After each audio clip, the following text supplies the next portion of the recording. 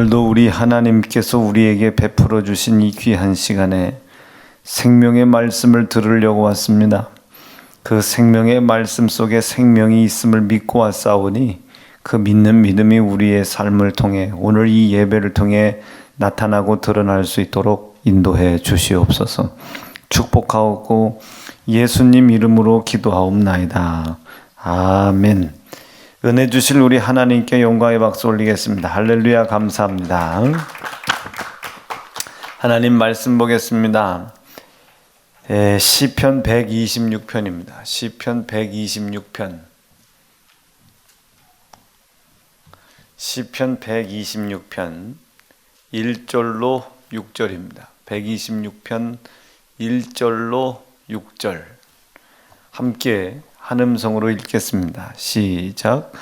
여호와께서 시온의 포로를 돌리실 때에 우리가 꿈꾸는 것 같았도다. 그때에 우리 입에는 웃음이 가득하고 우리 혀에는 찬양이 찼었도다. 열방 중에서 말하기를 여호와께서 저희를 위하여 대사를 행하셨다 하였도다. 여호와를 위하여 대사를 행하셨으니 우리는 기쁘도다. 여호와여 우리의 포로를 남방 시내들같이 돌리소서. 눈물을 흘리며 씨를 뿌리는 자는 기쁨으로 거두리로다. 울며 씨를 뿌리러 나가는 자는 정령 기쁨으로 그 단을 가지고 돌아오리라. 아멘.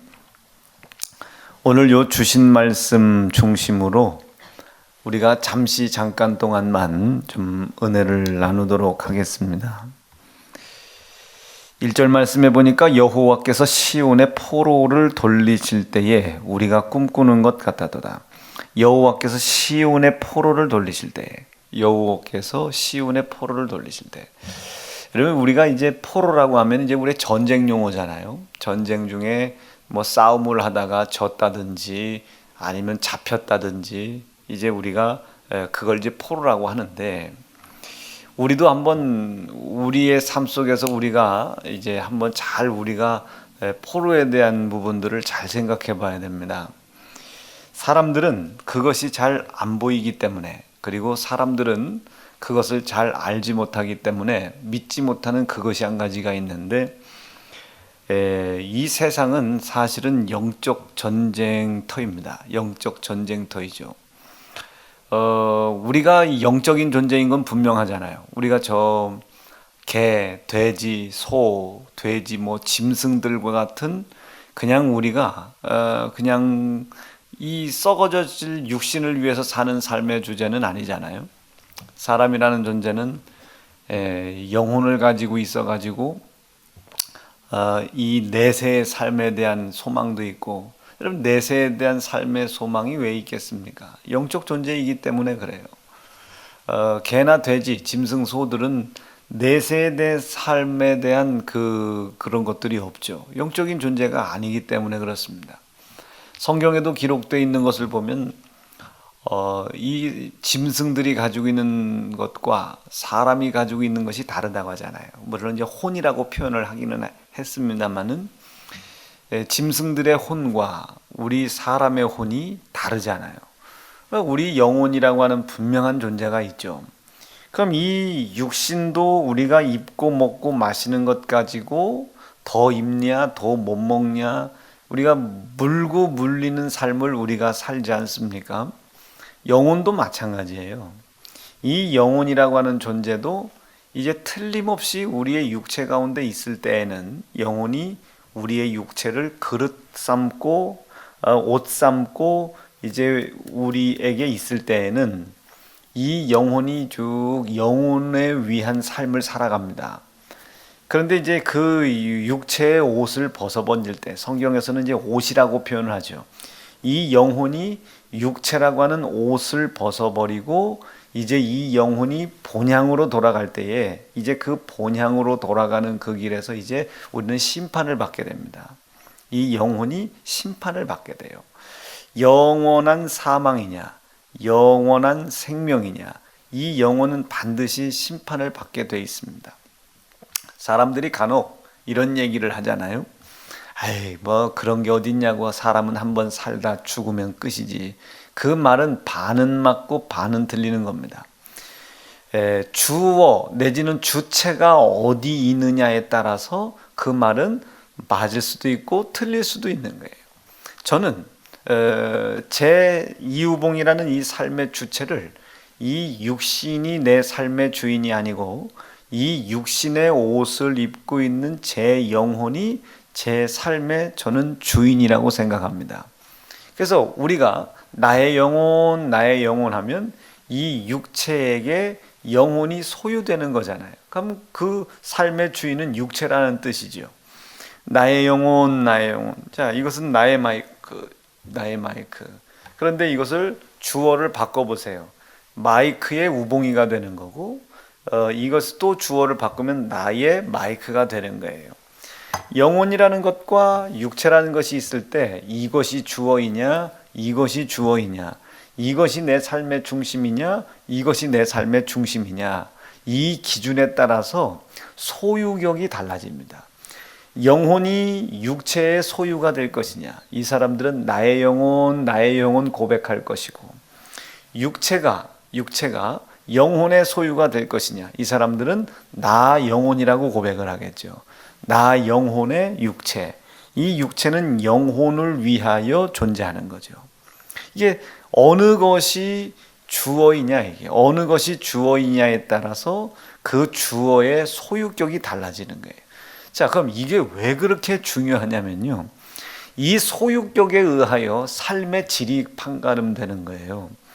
나의 영혼을 위해서 살아가는 사람, 나의 영혼, 이게 육체가 주인공인 사람들은 육체를 위해서 영혼이 존재하죠. 가난을 해결하기 위해서 기도하고, 근심을 해결하기 위해서 기도하고, 내 삶의 문제를 해결하기 위해서 기도하고, 내 삶의 갑갑하고 힘들고 어려운 문제를 해결받기 위해서 하나님을 만나려고 예배하고, 이것이 육체가 주인인 사람들의 삶입니다. 옛날에 초대교회만 해도요, 헬라 사고방식과 히브리 사고방식들이 따로따로 있었어요. 그 예배를 드릴 때도 마찬가지고 기도를 드릴 때도 마찬가지인데, 예배를 드릴 때나 기도를 드릴 때 자기가 필요할 때에 필요한 것을 하나님께 요구할 때 기도했던 사람들이 있어요. 이게 헬라 사람인지 히브리 사람인지는 잘 모르겠어요. 그런 삶을 살았어요. 그러나 헬라 사람인지 히브리 사람인지는 잘 모르겠지만 제가 추측할 때는 히브리 사람들이 그럴 가능성이 높은데, 한쪽 부류는 항상 언제나 늘 깨어 기도했단 말이에요.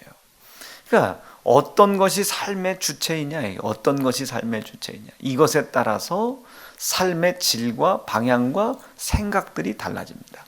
자, 우리 대한민국에도요, 하나님의 좌에 속해 있는 사상을 가지고 있는 사람들이 있어요. 하나님의 우에 속해 있는 사상을 가지고 있는 사람들이 있어요. 여러분들이 잊지 말아야 할 것은 이 두 사람이 좌냐 우냐, 이것은 현재 우리가 얘기하는 보수냐 진보냐 좌파냐 우파냐를 얘기하는 게 아닙니다. 하나님이 말씀하시는 말씀의 좌쪽에 서 있는 사람이 있고 그 말씀의 우편에 서 있는 사람이 있습니다. 여기서 이야기하는 우편이라는 것은 오른쪽이라는 뜻이 아니고 옳다, 하나님의 의로움을 인정한다, 이것이 하나님의 공의, 하나님의 의로움을 인정한다, 그리고 생명, 이런 뜻이에요. 우편은. 이 좌편은 무슨 뜻이겠어요? 이거에 정반대되는 이야기죠. 그분이 하지 말라 하시니 하지 말라고 하신 그 뒷배경, 그 하나님의 오른쪽에 있는 사상을 따라가는 겁니다. 그가 하지 말라고 한 것이 나는 옳다고 믿는 거예요. 그가 행하신 것을 저는 옳다고 믿는 거예요. 내가 그렇게 하지 말라고 한 것을 하지 않을 능력이 없어도, 그것을 하라고 하신 것을 내가 할 수 있는 힘과 능력이 없다 손치라도 저는 내 할 수 없고 행할 수 없는 문제 때문에 그분의 하신 말씀이 옳다는 것을 인정하는 하나님의 우편에 거하는 것을 포기할 수가 없다는 것이지, 그분들이 나쁘다는 얘기가 아닙니다. 나는 이것을 여러분들이 이해를 잘 하셨으면 좋겠어요. 제가 왜 이런 이야기를 이야기하냐면, 이 생각 하나가 어떤 것을 기준 삼는지, 어떤 것을 기준 삼을 것인지 하는 이 생각 하나가 내 삶의 가치, 방향, 그리고 내 삶의 목적을 뒤바꾸기 시작해요. 이것을 뒤바꾸기 시작합니다. 자, 그러니 만약에 이 육체가 삶의 기준인 사람은 기도를 하기는 해. 이 육체를 기준 삼는 사람은 기도를 하긴 하지만 자기의 가난의 문제를 해결하기 위해서 기도하러 나오고, 근심의 문제를 해결하기 위해서 나오고, 하나님 앞에 만나서 자기의 문제를 해결받기 위해서 하나님 앞에 예배하러 나오는 거예요. 이것이 육체를 기본으로 삼고 있는 사람이에요. 이것은 하나님의 좌에 속해 있는 사상들입니다. 그런데 또 한 부류가 있을 수 있겠죠. 하나님의 우편에 속해 있는 사람들이 있을 수 있겠죠. 어떤 사람이 하나님께 예배하고 기도하는 이것이 육체를 위한 것이 아니라 영혼을 위해서, 잠깐 내 육체가 이 땅에 거하는 동안 영혼이 그 육체를 옷을 입고 이 땅을 살아가거든요. 입고 먹고 마시고 살아가거든요.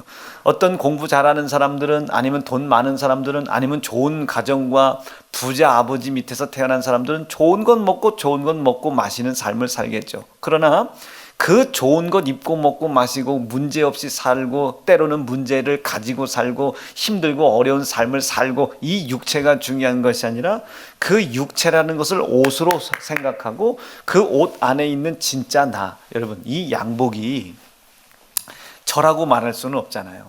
제가 하나님의 일을 할 때 필요한 도구일 뿐이죠. 이 옷 안에 이유봉이라는 사람이 있는 거예요. 이 옷이 이유봉은 아니잖아요. 마찬가지예요. 좋은 옷을 입었거나 10만 원짜리, 이게 여러분 10만 원짜리 양복입니다. 이 10만 원짜리를 입었거나 100만 원짜리를 입었거나, 이 옷이 얼마나 중요한 것이냐, 귀한 것이냐, 비싼 것이냐, 싼 것이냐, 모직이냐, 면이냐, 천이냐, 이게 중요한 것이 아니고 이 옷을 입고 있는 사람이 이유봉이라는 것이 중요하죠. 이 옷은 왜 필요한 겁니까? 이유봉이라는 사람이 하나님께서 주어진 삶을 살아가는 일에 있어서 추위를 가려주고 부끄러움을 가려주고 때로는 멋도 내주고 폼도 나게 하는 일을 위해서, 이것은 그냥 쓰임 받는 것 뿐입니다. 이것이 중요한 것이 아니라 내가 중요한 거예요. 자, 마찬가지예요. 이 육체를 옷으로 생각하는 거예요. 단지 명품을 입었냐 아니냐, 아니면 비싼 옷을 입었냐 아니냐, 아니면 뭐 예쁜 옷을 입었냐 아니냐, 빨간 것을 입었냐 파란 것을 입었냐의 차이는 있을 수 있지만, 그것의 삶의 중심을 그것에 두지 않고 그 옷, 이 육체라는 옷 안에 있는 영혼을 귀하게 생각하는 겁니다. 영혼이 내 삶의 주체이요, 진짜 나라고 믿는 거예요. 이게 성경이 이야기하는 하나님의 우편에 속해 있는 사람이죠. 자, 그러면 입는 것, 먹는 것, 마시는 것을 조금 더 먹는다고 해서 하나님 앞에 감사가 올라가고, 입는 것, 먹는 것, 마시는 것이 덜 먹힌다고 해서 하나님께 올라가는 감사가 떨어지면 이 사람은 영혼을 위해 사는 사람이 아니죠. 육체를 위해서 영혼의 삶을 살아가는 겁니다. 입으려고 영혼의 삶을 사는 거죠. 읽어보지요. 시작. 오직 주 예수 그리스도로 옷 입고 정욕을 위하여 육신의 일을 도모하지 말아라. 그러니까 그런 삶입니다. 입으려고, 먹으려고, 마시려고 영적인 삶을 하는 거예요. 기도하고 부르짖고 이런 거 있잖아요. 창고가 채우기 위해서 11조 하는 거예요. 하나님께서 심은 것 복 준다고 했으니까 복 받으려고 심는 거예요. 이것은 다 육체를 위하여 영혼의 신앙생활을 하는 거예요. 이것은 하나님의 좌에 속해 있는 사람입니다. 그러나 하나님의 우에 속해 있는 사람은 영혼을 위해서 육체의 삶을 존재시키는 거죠. 그래서 입든지 못 먹든지 마시든지 잘 입고 있으면 그 잘 입고 잘 먹고 잘 마시는 것을 100번 활용하여 더욱더 영혼의 삶에 투자라는 겁니다. 기도하고 감사하고 전도하고 충성하고 11조하고 뭐 성경 읽고 힘든 일이 생길 때도 마찬가지예요. 아무리 힘든 일이 내 육신의 삶 가운데 생긴다 할지라도 이 육신의 삶에 힘들고 어려운 일 때문에 내가 행해야 될 영적인 삶을 포기하지 않는 거예요. 하나님, 내가 가난하지만 이 영혼의 삶을 포기하지 않게 도와주십시오. 왜? 이 가난이라는 건 내 육신에게만 허용되는 것이지 내 영혼이 마지막 하나님의 나라 갔을 때 육신의 삶 속에 있었던 이 가난이 내 영혼을 어떻게 좌우지하지 못하거든요. 하나님, 더욱더 가난해지는 한이 있더라도, 더욱더 병이 심각해지는 경우가 있다 할지라도, 내가 더 어려운 상황을 당한다 할지라도, 하나님, 내가 하나님께 온전히 올려가야 할 회개와 기도와 감사, 하나님을 믿는 믿음, 이 영적 신앙생활을 포기하지 않게 도와주시옵소서. 방해받지 않게 도와주십시오. 한 번은 이런 일이 좀 있었어요. 우리 애들이 이제 대학에 들어갔잖아요. 대학에 들어갔는데 이제 등록금이 1,200만 원 하는 것도 아니고 좀 값이 나가잖아요. 값이 좀 많이 나가는데 어쨌든 저도 아빠 입장에서 아버지 입장이니까 그 아버지 입장에서 애 등록금을 마련해 주고 싶은 거예요. 이리저리 수고하고 노력해도 여전히 돈이 좀 모자라. 또 그 돈을 또 모았다가도 하나님께서 좀 먼저 쓰시자 하는 마음이 있으면 또 그 일을 또 먼저 또 사용해야 되고, 그러다 보아하니 아이가 이제 등록을 해야 되는데 등록 마감 하루 전날이 됐단 말이에요. 이제 등록 하루 전날이 됐나 뭐 그랬는데 이게 도대체 방법이 있어야죠. 방법이. 그런데 그날 이제 은행에 가서 돈 좀 한번 빌려보고 여기저기 돈 좀 구하려고 이제 마음을 먹고 있었는데 아주 급하게 어떤 목사님이 신방을 좀 와달라고 그러시는 거예요. 그래서 불나게 신방을 갔다가 오다 보아하니 은행 마감 시간이 넘어간 거예요. 은행 마감 시간이.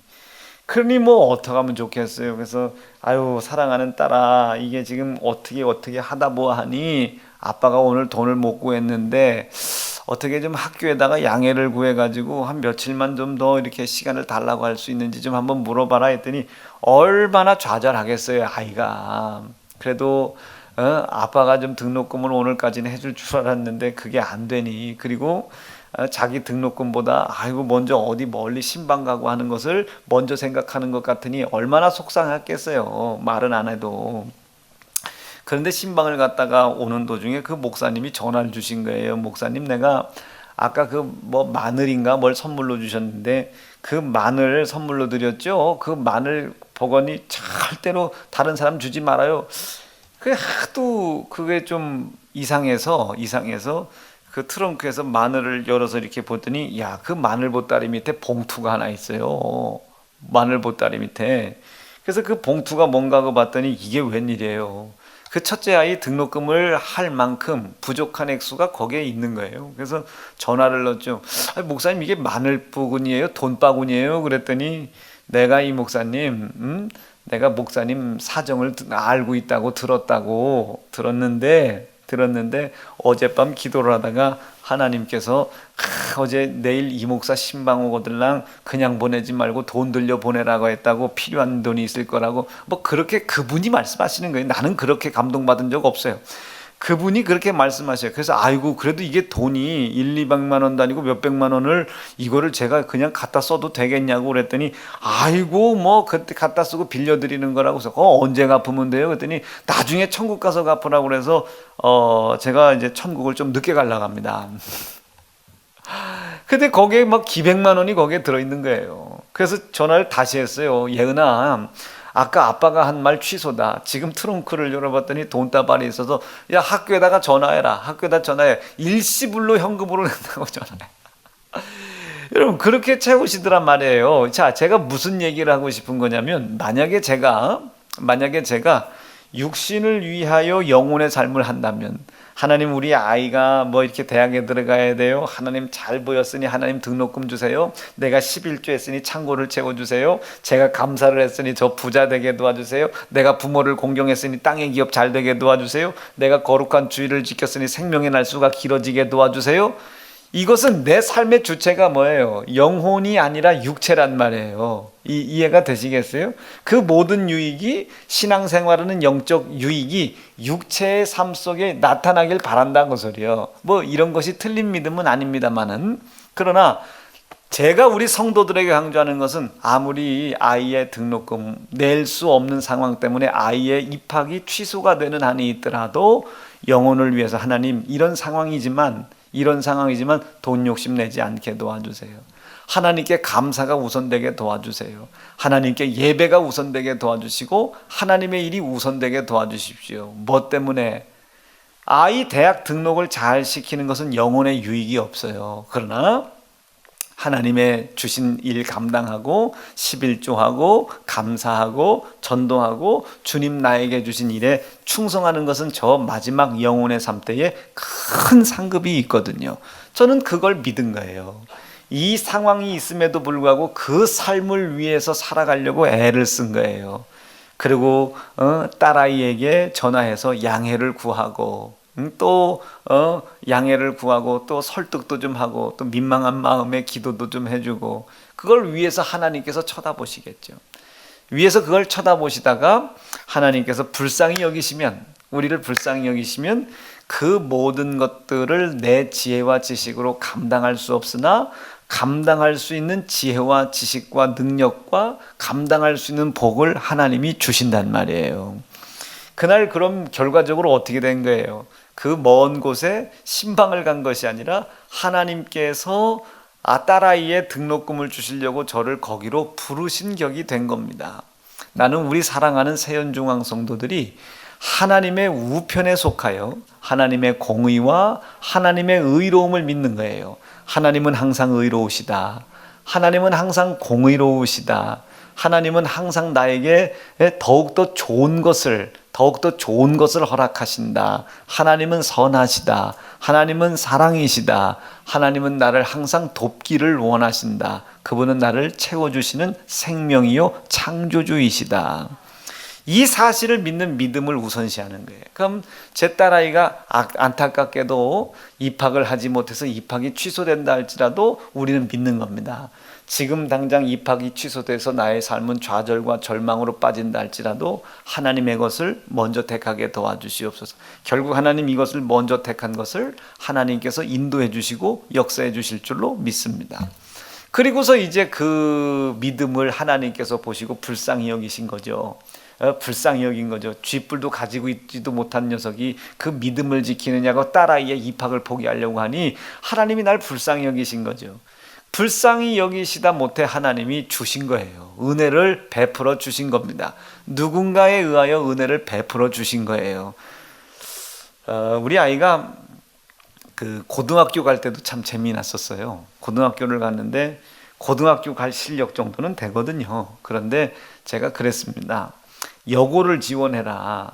여고 남녀공학 가지 말고 여고를 지원해라. 그랬더니 이 아이가 주변에 여고가 뭐 몇 개 있나요? 그래서 뭐 충남여고 뭐 어디여고 뭐 하다가 대전여고인가 어디를 그냥 저 오지망에다 썼대요. 그래서 선생님이 말씀하시기를 오지망은 될 가능성도 없으니까 걱정하지 말라고. 그래서 그래도 바꿔달라고 이거를 오지망 그거 바꿔달라고. 왜 거기까지 안 가?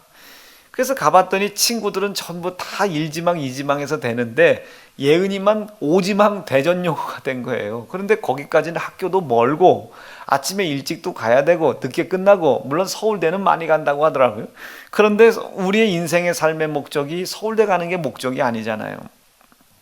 멀고 그래서 이 교회에서 또 충성하는 일도 또 못하고 전도도 못하고 기도도 못하니 이거 안 되겠다. 그래서 이거 예은이를 설득시키기 시작했어요. 좋은 대학에 고등학교에 떨어지긴 했지만 스케줄도 좀 그렇고 또 아빠가 거기 교복이나 거기 학비를 좀 댈 수 있는 능력도 또 안 되고 또 그런데 좀 예은이가 좀 양해해 줬으면 좋겠다고. 그리고 거기 가서 아침 일찍 가가지고 그 새벽 기도도 못하지, 밤 기도도 못하지, 주일날 주일날 나가서 자율학습하고 공부해야지, 주일날도 학교 간다지. 그런 것보다는 아무리 좋은 인생의 삶을 열 수 있는 서울대에 많이 들어간다 할지라도 네가 또 거기에 들어간다는 것도 보장도 없지만 이게 믿음 생활, 영적인 생활이 안 될 것 같다. 그래서 한번 포기를 하라고. 그리고선 그 애를 고등학교를 입학을 못 시킨 겁니다. 돈도 돈이지만.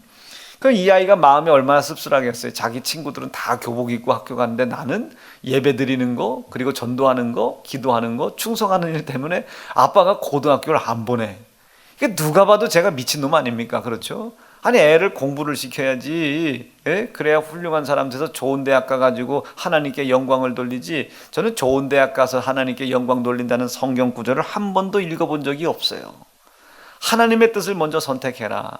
구원해 주신 은혜에 대한 감사, 구원해 주신 은혜를 증가하는 전도, 그것에 대한 회개, 기도, 이 신앙생활, 주일 성수가 우선이지. 어떻게 주일날 굳이 목사딸이 아니더라도 주일날 어떻게 매번 공부하러 학교에 가겠어요? 좋은 대학은 가겠죠. 그러나 좋은 대학에 보낸 것이 하나님의 목적이 아니잖아요. 좋은 대학은 갔는데 그 영혼이 지옥에 빠진다면 하나님 입장에서 손해.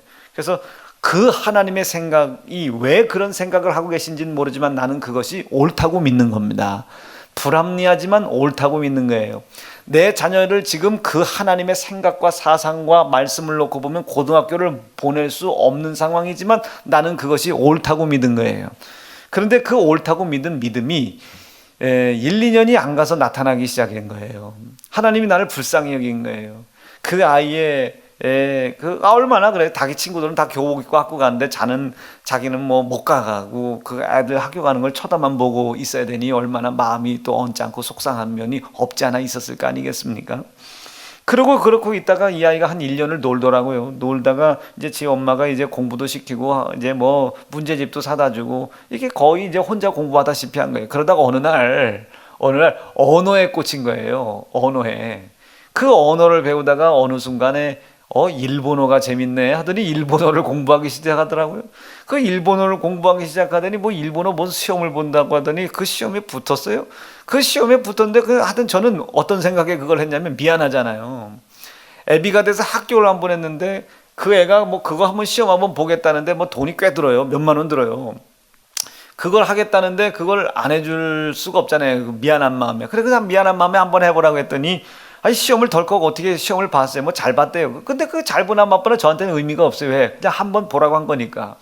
아니 그러더니 어느 날 갑자기 아빠 나 일본에 어학연수 좀 한번 갔다 오면 안 되냐고 그래서 미안하잖아요. 그 고등학교 안 보낸 것인가 얼마나 걸렸대. 한두 달이면 된다고 그래가지고 일본에 그 교회 하나 소개해가지고 애를 하나 보냈는데 이제 거기서 그 형이 일본에 대한 꿈이 꽂힌 겁니다. 거기서 이제 무슨 충격적인 이야기를 들은 거예요. 이 아이가 왜 예수 믿는 믿음의 사람들은 공부를 다 못해야 되나? 아니면 왜 이렇게 잘난 사람이 없나? 사회를 지배하고 다스리는 사람이 없나? 뭐 이런저런 거에 뭐 몇 가지에 놀랬어요. 놀래가지고 뭐 어쩌고저쩌고 하길래 제가 농담 반 진담 반으로 해. 만약에 왜냐하면 여러분 일본 유학도 특별히 법대라는 곳이 그냥 뭐 여기서 고등학교 놀다가 뭐 일본어 시험 뭐 하나 붙었다고 들어갈 수 있는 데가 아니잖아요. 법대. 그래도 법대인데. 그래서 제가 또 자기가 간다는 학교를 이렇게 쳐다보니까 웃음만 나와요. 웃음만. 그래도 일본에서 사립대학 중에서 이게 명문대학이라는 대학들을 이렇게 쭉 뽑아갖고 시험을 본다는데 웃음만 나와요. 웃음만. 나는 붙을 거라고 생각도 못하고 아비 마음에 고등학교를 보내지 못했으니 미안한 마음에 그냥 해보라고 했단 말이에요. 그런데 그것이 하나님께서 나를 불쌍히 여기신 그 긍휼을 열매 맺게 하는 시작인 줄 저는 몰랐어요.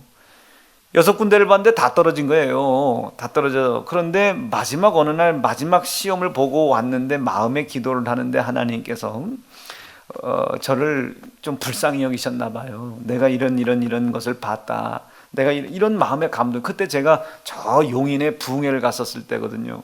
근데 그 감동이 너무나도 커가지고 감동이 너무나도 커서 제가 예은이에게 전화를 했어요. 아빠가 용인 어디 구멍에서 어디 지역에서 구멍이 왜 나? 어느 지역에서 집회를 하고 있는데 오늘 아무개 집사님이 올라오신다고 그래서 그 집사님에게 물어봐서 차자리가 한 자리가 있으면 트렁크라도 타고 올라와. 트렁크라도 타고 올라오라고. 그때 올라왔어요. 예배를 다 끝내놓고 그 집회 끝내놓고 얼마나 힘들어요. 근데 직접 제가 운전을 했어요. 왜냐하면 이 딸아이에게 좀 얘기를 해주고 싶었거든요. 근데 그 딸아이가 저에게 얘기를 하는 거예요. 아빠 다 떨어졌다고 죄송하다고. 다 떨어졌다고. 근데 예은아 마지막 시험 본 데가 어디지? 어디라고. 너 거기 붙었을 것 같아. 오늘 아빠가 하나님 앞에 기도하는데 하나님께서 아빠 마음속에 아빠를 불쌍히 여기셨어. 그리고 이 아빠의 말을 네가 전폭적으로 믿고 이 아이가 이해를 했을까요? 왜 내가 고등학교를 가야 되는데 우리 아빠는 고등학교를 안 보내지? 그러고도 하나님의 선이고 의고 하나님의 공의, 이 아이가 그걸 이해를 할 수 있을까요? 그냥 학교 갈 때 가고 학교 보낼 때 보내고 하는 것이지. 근데 그것을 왜 아빠가 그런 결정을 했는지는 모르지만 그것을 옳다고 믿고 얘는 따라와 준 거거든요. 즉 아빠의 생각을 의롭다고 인정해주고 따라온 거예요. 이해가 되셨어요? 이것을 우편이라고 합니다. 우편. 아빠가 그럴 수 있어요. 이건 좌편. 그런데 그 우편에 거한 것을 하나님께서 불쌍히 여기셔서 그것을 믿음으로 받으신 것 같아. 그랬더니 아빠 그런 말 하지 말라고. 마지막 면접 점수가 큰데 그 면접 때 내가 어떤 실수를 한 줄 아냐고. 이런 실수를 했다고. 그러길래 제가 그런 얘기를 했습니다. 아니야. 그 너를 면접하려고 했던 그 선생님은 내가 볼 땐 너를 골탕 먹이려고 하는 것 같다. 골탕. 그런데 하나님께서 이 부분은 응답받은 건 아니고 제 생각이었어요. 하나님께서 그 사람을, 그 교수를 너한테 붙여주실 것 같아. 너 뒷배를 봐주는 사람이 될 것 같아. 그리고 그 점수를 후하게 잘 줬을 것 같아. 왜? 저는 마음에 나를 배경 삼고 있는, 내가 배경 삼고 있는 하나님께서 제게 그런 감동과 응답을 주셨거든요. 그래서 하나님이 너 일본에 보내주실 것 같아. 아빠 말을 옳다고 인정하고 아빠의 말을 옳다고 인정하고. 지금 자기 머리로는 이해가 안 되잖아요. 왜 아빠는 이런 일을 하지? 왜 아빠는 이런 결정을 내리지? 왜 아빠는 이렇게 행하지? 자기 머리는 이해가 안 되지만, 그렇지만 내 머리로는 왜 지금 나에게 이런 요구를 하고 왜 나에게 이런 생각을 갖게 하는지 내가 지금은 이해 안 되지만 아빠의 생각은 옳다. 아멘이다. 그죠? 아빠의 생각은 옳다. 아빠의 생각은 옳다. 결국 아빠의 생각대로 나의 삶 속에 열매가 나타날 것이다. 이걸 믿어준 거예요. 이걸 믿어줬더니 우편에 거했더니 여러분, 자기의 지혜와 지식의 힘으로 감당할 수 없는 일이 벌어진 거예요. 얼마쯤 지났어요. 그러더니 이렇게 사진 한 장이 왔는데, 아빠, 저 진짜 아빠 말대로 붙었어요. 고마워요. 감사해요. 그러길래 제가 그때 이 한마디를 했습니다. 아빠는 너를 가르칠 힘도 없어. 지금 당장 네가 일본에 유학을 가게 되면 방값은 어떻게 하고 생활비는 어떻게 하고 등록금은 어떻게 해야 될지 아빠는 깜깜해. 하나님이 보내주신 거야. 하나님이 보내주셨기 때문에. 왜? 네가 하나님의 우편에 거했으니까. 부모님을 공경하라는 그 말씀, 그 부모님을 공경하라는 그 말씀을 믿고 아빠가 지금 택도 없는 요구를 하잖아요. 고등학교 그만 다녀라, 뭐 해라, 고등학교 다니는 대신 기도해라, 회개해라, 전도해라, 주일 성수해야 된다. 택도 없는 요구를 하잖아요. 그런데 이 아이는 그 말을 듣고 이해할 수는 없지만 자기 지식으로 비판하고 판단치 않고 그 말씀이 결국 나를 성공시킬 것이고 그 말씀은 결국 의로우신 것이다라고 이 아이는 믿고 따라온 거예요. 하나님의 우편에 거한 겁니다. 여러분, 이거 믿어지시겠어요? 이해가 되실 수 있겠습니까? 네, 이게 하나님의 우편에 거한 거예요. 납득할 수는 없지만 그 우편에 거한 사람에게 그대로 뭐가 역사? 하나님의 생명이, 하나님의 창조가 일어나요. 아빠 저 붙었어요. 자, 붙은 게 문제가 아니죠. 등록금 어떻게 낼 거예요? 입학금 어떻게 낼 거예요? 아빠가 1년에 8천만 원인가 9천만 원 이상의 소득이 있어야 그 학교를 들어갈 수 있어요. 아빠가 가서 뭐 등록금도 내줘야 돼요. 근데 저는 아시다시피 1년에 8천만 원은커녕 무슨 소득이 내가 있는 게 아니잖아요. 소득이 없잖아요. 그래서 그리고 났더니 예은이가 아빠 붙기는 했는데 좌절스러워요. 입학 원서를 쓰고 유학 그 비자를 써야 되는데 아빠의 소득난에서 소득을 쓸 수가 없는 거예요. 그리고 아빠의 통장 속에 4천만 원이 있어야 된다는 거예요. 4천만 원이. 평균 잔고가 4천만 원 이상이 있어야 되는데 저는 잔고가 4천이긴커녕 빚이 빚더문이고 1년에 8천만 원은커녕 아주 그냥 빚만 잔뜩하고 돈이 없는데 세금을 또 내는 것도 없이 어떻게 그 아이가, 그러니까 이 아이가 또 좌절하는 거예요. 또 좌절을 해. 그런데 예은이에게 제가 그 말을 했습니다. 걱정하지 마. 하나님께서 보내주신 것이라면 하나님께서 책임져 주시겠지. 그러니까 아빠 돈 좀 꺼보세요. 4천만 원이 아빠 통장에 있어야 된대요. 아빠가 뭐 때로는 일본에 와서 등록금도 내줘야 되고 소득도 증명해야 되고 막 그래요. 그래서 제가 하나님의 이름을 망령되이 일컫지 않는 범주 안에서 우리 세연중앙교회 1년 헌금 액수를 제가 기록을 했어요. 내 연봉이다. 그런데 연봉이 그만큼 억대인데, 연봉이 억대인데 평균 잔액이 없으면 말이 안 되잖아요. 그래서 아이고 하나님, 내가 정욕은 아니고 하나님께서 보내주신 것을 제가 믿사오니 그 믿음의 역사들이 나타나게도 하나님이 보내셨으니까. 그런데 하루가 지났어요. 하루가 지났는데 전화가 한 통이 온 거예요. 그 신방을 갔던 그분이 전화가 왔어요. 근데 목사님, 애 붙었어요? 그러길래 붙었다고. 이래저래 막 그 신방 갈 목사님하고 연락이 되는데 붙었다고 그랬대. 아이고 잘됐다. 그거 등록금 하시대. 근데 제가 알기로는 그 등록만 해서는 안 되는 걸로 알고 있는데 목사님 통장에 잔액이 있어야 되는 걸로 알고 있어요 했더니 예 목사님, 제가 잔액이 한 4천만 원 있어야 된다네 했더니 이 목사님 내가 지금 그 목사님이 사업을 한 군데 돌리는 게 있었는데 지금 내가 수금을 한 게 한 4, 5천만 원 있는데 그거 내가 그 목사님 통장에 넣어드릴 테니까 그거 넣어드릴 테니까 드리는 건 아닙니다. 쓰시면 안 됩니다. 쓰시면 안 되고 넣어드릴 테니까 그걸로 이제 서류 증명을 하시고 돌려주시면 된다고. 아이고, 그래서 통장 잔액도 생겼어요. 통장 잔액도 생기고 그거 쓰고 바로 드릴 수가 없어서 1년 동안 유지하다가 이자도 못 드리고 막 그랬다고요. 자, 제가 무슨 얘기를 하고 싶은 거냐면 믿으면 이런 역사가 나타난다 이 얘기 아니에요. 어떤 상황이 있어도 하나님의 말씀과 그 뜻하시는 뜻이 옳다. 그분은 의롭다. 그 말씀이 생명이다. 그 말씀이 창조이시다. 이 사실을 내 마음을 다하여 믿어라 이거예요. 그럼 하나님의 우편에 속해 있는 사람들은 하나님의 우편에 거하는 삶의 역사가 나타나는 거예요. 불가능한데 가능한 일들로 바뀌어지기 시작해. 불가능하게 만들었던 상황들이 무릎을 꿇기 시작해.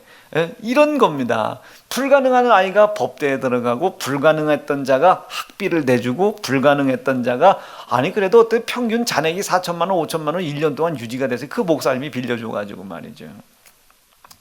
얼마나 감사해요. 얼마나 감사해요. 다 이런 일들이 하나님의 우편에 거하는 사람들이 누려야 될 혜택입니다. 자, 이런 삶을 살려고 내 머리가 생각을 해야 되는데 그 생각을 하지 못한단 말이에요. 누가? 포로로 잡혀 있는 사람들이. 여러분, 포로로 잡혀 있는 사람들이 꿈이 있을 수 있겠어요? 하나님을 향한 소망이 있을 수 있겠습니까? 포로로 잡혀 있는 사람들이 회개와 기도와 감사를 통하여 자기의 소유를 넓혀가려고 하는 의지가 있을 수 있겠습니까? 전쟁에서 포로로 잡혀갔는데 우리 사랑하는 세연중앙 성도들이 내 마지막 돌아가야 될 저 영혼의 나라, 저 천국에서 큰 부유한 삶을 살기를 원하신다면 오늘 이 영혼이 육체라고 하는 옷을 입고 사는 이 세상에서 저 영혼의 풍요로움과 영혼의 때의 풍성함을 위하여 하나님, 내가 오늘도 하나님의 우편에 거하는 사람이 되게 도와주셔서 오늘도 저 영혼의 삶이 늘어나게 도와주십시오. 풍요로운 삶이 되게 도와주시옵소서. 여러분, 그 하나님의 우편에 거하는 삶을 살기를 간절히 바랍니다. 이것이 1절에 이렇게 기록되어 있어요. 여호와께서 시온의 포로를 돌리실 때, 포로를 자유하게 해주실 때 우리가 꿈을 꾸는 것 같았다. 꿈만 같았다. 이 얘기를 저는 어떻게 받아들였냐면 이제 우리가 꿈꾸는 자가 될 수 있다 이게요. 이제 묶여있는 포로의 삶 속에서는 어떤 꿈도 꿀 수 없잖아요. 그러나 이젠 그 포로에서 하나님께서 우리를 자유하게 해주신 거예요. 예수 그리스도의 피의 약속으로, 예수의 피의 언약으로, 영원히 변치 않는 그 약속으로 우리를 포로된 자에서 자유롭게 해주시겠다고 약속을 했죠. 시작. 내게 기름을 부으시고 나를 보내사 포로된 자에게 자유를, 눈먼 자에게 다시 보게 함을 전파하며 눌린 자를 자유케 하고 모든 질병을 고치시는 겁니다. 누가? 예수께서. 중요한 것은 우리를 포로에서 자유하게 하실 약속이 예수에게 있단 말이에요. 예수 믿기를 바랍니다. 예수가 나를 십자가에 피 흘려 죽임당하심으로 말미암아 죄악의 포로, 사망의 포로, 가난의 포로, 근심의 포로 된 나를 자유하게 해주시겠다고 약속을 세우신 것을 믿어야 됩니다. 예수의 피가 그 유일한 약속된다는 사실을 믿어야 되는 거예요.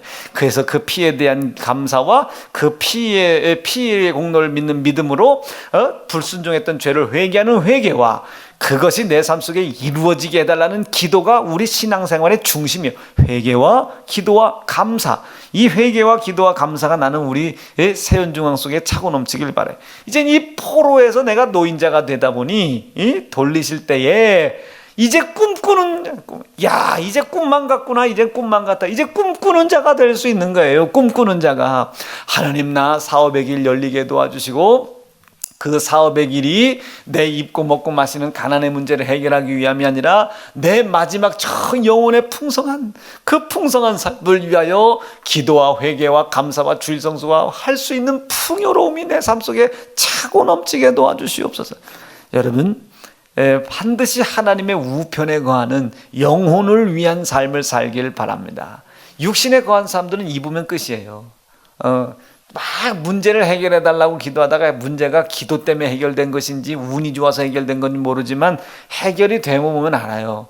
해결이 되면 그때부터 문제 해결을 위해서 기도했던 사람이 이제 문제가 해결되면 기도를 점점 소홀히 하기 시작합니다. 믿음의 열심이 식어지기 시작해. 이 사람은 기도에서 응답 받은 것이 아닙니다. 운이 좋았던 것뿐이에요. 하나님이 도와주신 것이 아니에요. 운때가 잘 맞았을 뿐이요. 이 사람은 하나님에게 진노의 심판이 더해질 뿐입니다. 우리 사랑하는 세연중 성들이 제발 좀 영적으로 생각하는 사람들 되기를 바랍니다. 꿈꾸는 것 같았도다. 꿈꾸는 것. 2절이요. 2절, 3절 한번 쭉 읽어볼게요. 시작. 그때에 그러니까 우리가 꿈을 꾸는 것 같다. 꿈만 같았다. 이제 꿈을 꿀 수 있는 사람이 됐다. 하나님을 향한 소망을 가질 수 있는 사람이 됐을 때에, 그때에 시작. 우리 입에는 웃음이 가득하고 우리 혀에는 찬양이 찼었도다. 열방 중에서 말하기를 여호와께서 저희를 위하여 대사를 행하셨도다. 하나님의 우편에 거하는 삶을 사는 사람들에게 하나님의 대사를 행하셨다. 우리를 위한 하나님의 우편에 거하려고 하는 사람들을 위하여 대사를 행하셨다. 대사. 큰 일을 이루셨다. 큰 일을 이루셨다. 포로에서 자유, 눈먼 곳에서 자유. 아멘이시죠? 포로에서 그리고 꿈을 꿀 수 있게 해준 거예요. 하나님을 향한 소망. 내가 뭐든지 할 수 있겠다. 어떻게만 된다면 내 육신의 삶을 버려버리고 내 육신의 삶을 내 삶의 주체로 여기는 것을 버려버리고 하나님의 우편에 거하는 삶을 살다 보면 조금 당장 못 입고 못 먹고 못 마시는 문제가 생겼다 할지라도 하나님께서 나를 향한 큰 일들을 이루어 주시겠구나. 큰 소망을 갖는 거예요. 대사를 행하셨도다. 3절 시작. 여호와를 위하여 대사를 행하셨으니. 그런데 이 3절에서는 뭐라고 표현해요? 나를 위하여 하나님이 대사를 행해 주셨는데 3절에서는 여호와를 위해서 대사를 행하셨다. 하나님의 우편에 거하는 자들에게 하나님의 크신 능력으로 역사를 베풀어 주시고 그들이 막힌 곳에서, 포로된 곳에서 자유, 가난에서 자유, 병든 것에서 자유를 누릴 때 여호와 하나님이 기뻐하시더라. 영화로움을 받으시더란 말이에요. 영광을 받으시더란 말입니다. 그래서 그것을 결과적으로 여호와를 위하여 그들에게 주었으나, 이런 거 있잖아요. 우리 주일학교 아이들이 참 그런 게 좋은데, 주일학교 애들한테 저런 과자 조각이라도 하나 이렇게 주면요, 감사합니다. 그거 집에 가서 먹지도 않는 거예요. 그거 고맙습니다. 감사합니다. 목사님이 이거 주셨다 하고 막 그거 뭐 자랑하고 가다가 막 자랑하다 집안에 걸려 넘어지고.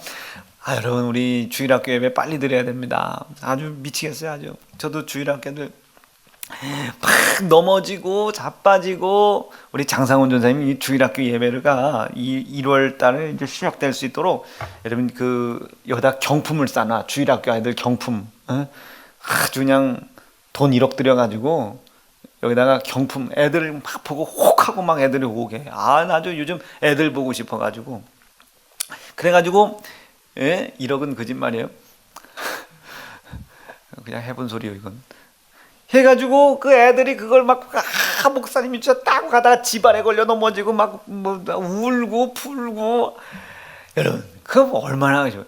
내 거를 줬는데, 과자를 줬어요. 내 입장에선 빼앗긴 거잖아요. 잃어버린 거잖아요. 근데 그것을 너무 발표도 잘하고 예배도 잘 드리니까 그 아이를 위해서 줬단 말이에요. 그런데 그것을 보지 막 자랑하다가 막 목사님이 주셨다고 그걸 막 기뻐하고 막 좋아하고 친구들한테 자랑하고 하는 걸 보면 막 내가 기쁘잖아요. 그럼 무슨 생각 들겠어요? 또 주고 싶겠죠. 또 주고 싶을 거 아니에요. 또 주고 싶을 거 아니에요. 그것이 3절입니다. 여호와를 위하여 대사를 행하셨도다. 여호와를 위하여 대사를 행하셨다. 즉 하나님의 능력을 인간들에게 베풀어 주셨는데도 불구하고, 빼앗겼음에도 불구하고, 잃어버렸음에도 불구하고 그는 기뻐요. 그가 하나님의 능력으로 말미암아 이루어진 하나님의 우편에 거하는 삶의 믿음을 지키다가 하나님으로부터 능력을 체험하고 하나님으로부터 오는 이적을 체험해 그가 기뻐하는 모습을 보고 하나님을 찬양하고 하나님을 자랑하고 하나님을 영화롭게 하는, 막 하나님을 영광스럽게 돌리고 기도하고 회개하고 감사하고 예배하고 막 그 하나님께 막 영광 돌리는 것을 보면 막 기쁜 거예요. 이거 하나님이 해주셨다, 이거 하나님이 역사해 주셨다 말이에요. 우리 식사할 때마다 그러잖아요. 이거 하나님이 주셨다고 말해요. 그럼 주변에 조롱한 사람도 뭐라, 그 농부가 준 거고 네 돈 주고 사 먹은 거지 그게 하나님이 주셨냐고.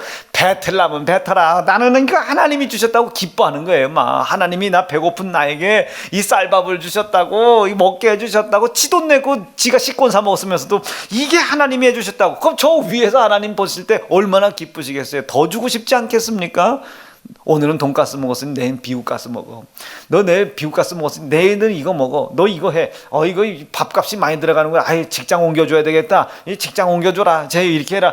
저 천군 천사, 저 하늘나라에는요 하나님의 군대 조직들이 어마어마합니다. 군대 조직들, 이게 어쩌면 권능들로 우리에게 올 수도 있어요. 우리를 돕는. 우리 사랑하는 세연중앙 성도들이 그 여호와를 그렇게 영화롭게 해 기쁨을 드리는 성도들 되기를 바라요. 자, 4절이요. 시작. 여호와여, 우리의 포로를 남방 시내들 같이 돌리소서. 그리고 이제 5절과 6절, 오늘 결론을 내고 싶은 말씀입니다. 우리가 그렇게 하나님을 영화롭게 할 수 있도록, 우리가 그렇게 하나님이 우리의 지혜와 지식으로는 도저히 이해할 수 없는 것을 우리에게 요구하고 이해할 수 없는 말씀을 하신다 할지라도 우리가 그 하나님의 말씀을 옳게 여기게 도와주십시오. 의로운 것으로 여기게 도와주십시오. 그 말씀이 공의로운 것으로 이루어지게 도와주십시오. 그 하나님의 말씀을 옳다고 판단하게 도와주십시오. 여러분, 내가 얼마나 진보적인 사상을 가지고 있습니까? 여러분, 제가 얼굴도 봐요. 내가 얼마나 진보적인 사상을 가지고 있는 사람인지. 진보적인 생각이 굉장해요. 진보적인 거는데. 그러나 내 생각으로 이해할 수 없는 하나님의 말씀들이 있단 말이에요. 왜 하나님은 이렇게 하셨을까? 때로는 하나님을 의심하기도 한단 말이에요. 세상 사람들처럼. 그런데 어느 순간 천국과 지옥을 한번 체험해 본다는 체험을 하고 난 이후에 그것이 제가 본 것이 천국은 아닙니다. 제가 본 것이 지옥은 아닙니다. 그러나 그 천국과 지옥이 그런 것들로 인하여 진짜 있구나라고 하는 확신과 믿음을 가진 이후에는 그 하나님의 말씀이 지금은 이해할 수 없지만, 지금 내 지혜로는 이해할 수 없지만 그 하나님 말씀은 옳다. 왜 그런 말씀을 하셨는지 나는 헤아릴 수 없어. 그러나 옳다. 왜 그 말씀을 하셨냐?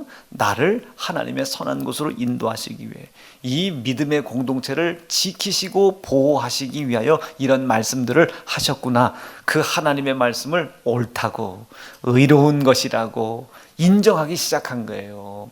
하나님의 우편에 거하려고 저는 부단한 내 삶을, 내 육체를 하나님의 우편에 거하는 삶을 위해 투자하는 겁니다. 못 먹어도 하나님의 우편. 여러분, 저 요번에 병원 그 스케줄 따라다니는 거 보셨잖아요. 병원 스케줄보다는 하나님의 우편에 하나님께 신령과 진정으로 예배하라는 이 말씀이 옳다고 믿는 거예요. 내가 이런 아픈 상황인데도 왜 하나님은 나에게 이런 말씀하셨나? 의구심 같지 않아요. 그분은 옳다. 내가 이 질병으로 더 악해지고 더 심각해지는 상황이 생긴다 할지라도 그분의 말씀은 옳다. 그분의 명령은 옳다. 결국 나를 지금은 힘들고 어려운 고통과 고난 중에 있기 때문에 하나님의 뜻을 알 수 없지만 결국 나를 선한 곳으로 인도하실 줄로 나는 믿는다. 여러분, 이 삶을 위해서 내 육체를 쏟아붓는 겁니다. 내 생각을 쏟아붓는 거예요. 세상에서는 손가락질당이요, 하나님의 우편에 거하는 삶이 이렇게 소중한 것이고, 하나님의 우편에 거하는 삶을 살다 보면 결국 하나님은 나를 선한 곳으로 인도하시는 겁니다. 소망 생기지 않아? 이 하나님의 우편에 거하는 삶입니다.